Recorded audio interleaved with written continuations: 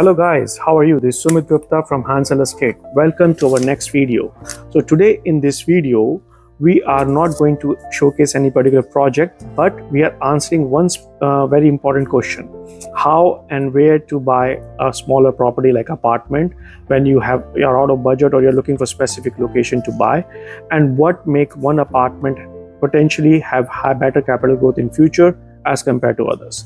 Now this information we are sharing based on our experience, and we have seen what we have seen in the market in last few years, and I hope you find it informative. And if you have any further questions after looking at this video, please don't hesitate to put your comments in below and let us know what you think, and we'll come back to you accordingly as soon as possible. So when you buy apartments, a lot of people think that apartments don't grow in value, but that is not true. If you put your hard-earned money at the right location at right time on a quality product, you will find that sometimes these apartments have seen a better result in growth as compared to the bigger properties. I can give you numerous examples, which we will show you at the end of this video anyway. But just to begin with, we have shortlisted top 9 variables which anybody can look before making that decision. Now, first of all, first you need to shortlist a suburb where you want to buy the property. If you're not sure where you want to live or buy the property, then there's something called suburb profiling. In suburb profiling, you have to see what's going to happen in that suburb in the next 5 to 10 years in terms of capital growth, in terms of infrastructure boost, in terms of employment, amenities, etc. Once you see those things, then you can figure out, okay, this suburb has better matrices as compared to other, and you can pick that suburb, and then within that suburb, you see the options available for you. Now within a suburb, you may be shortlisting more than one project at a time. At that time, you probably need to see what are the comparative variables between those two projects before you shortlisting one. So for this, we call it inter-project variables. And these 4 variables are walkability, quality, amenities, and demography. Now let's talk about each of these variables one by one.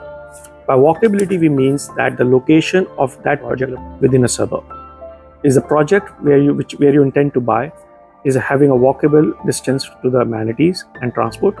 Means how much work you can do on your feet when you live in that property. To calculate the walk score or walkability, there's a website called walkscore.com, and you can put your address in this and see the walk score of that property. If the walk score of that property is above 80, that means that's a good walkability score. Number 2 is quality. Now, being a normal layperson, not everybody has a qualification to assess the quality of the structure or the property they're going to buy. So to assess the quality, I would always say go and see and find out who has built that property or who is building that right now. Now, any project which is being built by a team consists of 5 sub-teams. One is developer, who's going to put hard-earned money to build that project. Number 2 is builder, who's going to use his technical expertise to build the structure. A team of architect, interior designer, and landscaper. If you're buying a product from a tier 1 team, most likely you're going to get a tier 1 product, and that's where you have a better peace of mind when you buy such property. I would always say, and it has been seen numerous times, that tier 1 or a better quality product performs much better than average quality apartment, even though they are sitting right next to each other. And that's where the second variable comes very handy when you're picking up the project. The number 3rd variable which comes into play is the amenities which are being offered in that project. A lot of people think that higher the amenities, the more strata it is. Yes, that is true. But at the same time, when you pick up a project with the better amenities, being built by the tier 1 team, then the chances that people who are willing to put money in that project, those properties, would be much more affluent. And the people with more money always attract other people with more money. That means better capital growth. I have an example in the Sydney Hillshire Council, where we are selling one of the top projects there. And right next to that, there are some average quality apartments which were built almost at the same time when the first stage of that project was built. The difference in the capital growth is that the 2-bedroom and that average quality product was sold for around 600,000 for 4 or 5 years ago. At the same time, 2-bedroom in the high-end product was sold for 675. In the recent sales, we have found that the average growth of the 2-bedroom from what we can see online is around $100,000 to $120,000 in 5 years, whereas some sales in the high-end product have earned a capital growth of more than $400,000 to $500,000 within the same period of time. The last variable I would suggest today, which you must compare when you choose one project over another, is a demography. What sort of people are living in the complex? What sort of average income they have? What sort of education they have? Whether they're investors or owner occupiers, etc. When you look at these variables, you will realize that the people with a better education and better income generally tend to buy a property with a higher value, and at the same time, the value of those apartments or the homes in that particular project increase at higher rate as compared to the values in other projects, even though they are sitting right next to each other. Let me give an example. Let's say there are two buildings, same builder, same quality, right? Let's say they're just 500 meters apart, equal distance to amenities and transport. One building has a community housing, another building does not. Which one you'll buy? The answer is there for you to evaluate. Now, based on suburb profiling and the variables you need to compare between two projects, let's say you shortlisted one project. Now, within one project, you will see that some apartments' value are much higher than the others. And why is that? Now, apartments within a project holds difference in value based on 4 major variables than the other. One is very obvious, which is area. The bigger the area, the more expensive the apartments are. In area, number of rooms also play a key factor in capital growth.